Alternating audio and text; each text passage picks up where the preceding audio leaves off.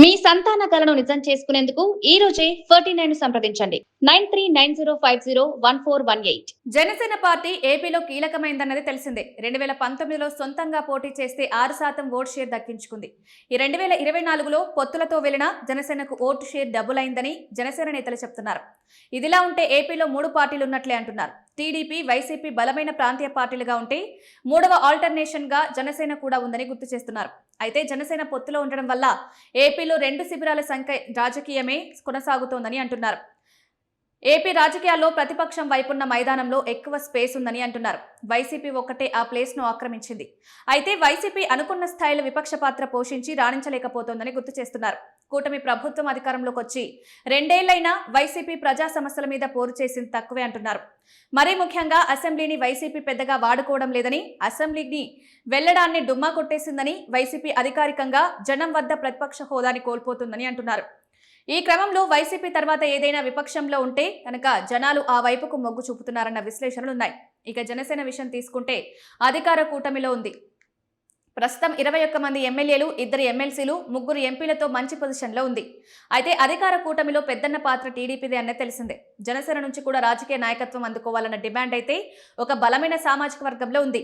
దానికి కూటమిలో ఉంటే సాధ్యపడదని అంటున్నారు. జనసేన ఒంటరిగా బరిలోకి దిగితేనే జనాల నుంచి మద్దతు వస్తుందంటున్నారు. నిజానికి అధికార టీడీపీ బలంగా ఉంది. పొత్తులతో జనసేన మరింతగా బలపరాల్సిన అవసరం ఉందా అన్నది ఒక ప్రశ్న. అదే సమయంలో విపక్షం వైపు వీక్గా ఉంది. విపక్షం అంటే జనం గొంతుక. జనసేన గనక తన ప్లేస్ మార్చుకుని పొజిషన్ నుంచి అపోజిషన్ కి వస్తే గనక ఏపీ రాజకీయాల్లో సంచలనమైన మార్పులే వస్తాయి.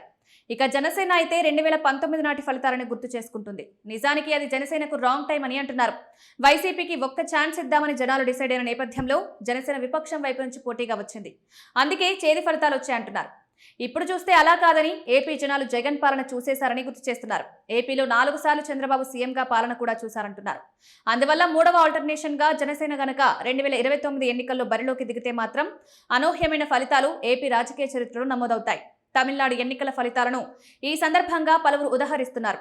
అక్కడ విజయ్ కూడా 2 ద్రవిడ పార్టీల మీద గట్టిగా నిలబడి పోటీ చేశారని, జనాలైతే విపక్షంలోని అన్నా డీఎంకే పర్ఫార్మెన్స్ మీద పూర్తి వ్యతిరేకతతో ఉన్నారని, అధికారంలోని డీఎంకే మీద యాంటీ ఇంకంబెన్సీ ఉందని, దాంతో విజయ్ ని జనాలు నెత్తికెత్తుకున్నారని అంటున్నారు. ఏపీలో కూడా 2029 నాటికి జనసేన సోలోగా బరిలోకి దిగితే అలాంటి ఫలితాలే వస్తాయంటున్నారు. పైగా విజయ్ కి లేని రాజకీయ సామాజిక అడ్వాంటేజెస్ పవన్ కి ఉన్నాయంటున్నారు. పవన్ లో నిజాయితీ ఉందని, అవినీతి మరక అన్నది ఆయనకు లేదని, దాంతో న్యూట్రల్ జనాలతో పాటు జెన్జీ తరం కూడా మహిళలు, యువత, విద్యావంతులంతా ఆయనకు సీఎంగా ఒక ఛాన్స్ ఖచ్చితంగా ఇస్తారంటున్నారు. అయితే జనసేన ఈ విషయంలో డేర్ చేసి రంగంలోకి దిగమనే చేయాల్సిన పని. మరి జనసేనను అభిమానించేవారు, ఒక బలమైన సామాజిక వర్గం వారంతా సోషల్ మీడియా వేదికగా జనసేనకు విలువైన సూచనలు ఇస్తున్నారు. మరి జనసేన ఏ విధంగా రియాక్ట్ అవుతుందన్నది చూడాల్సి ఉంది.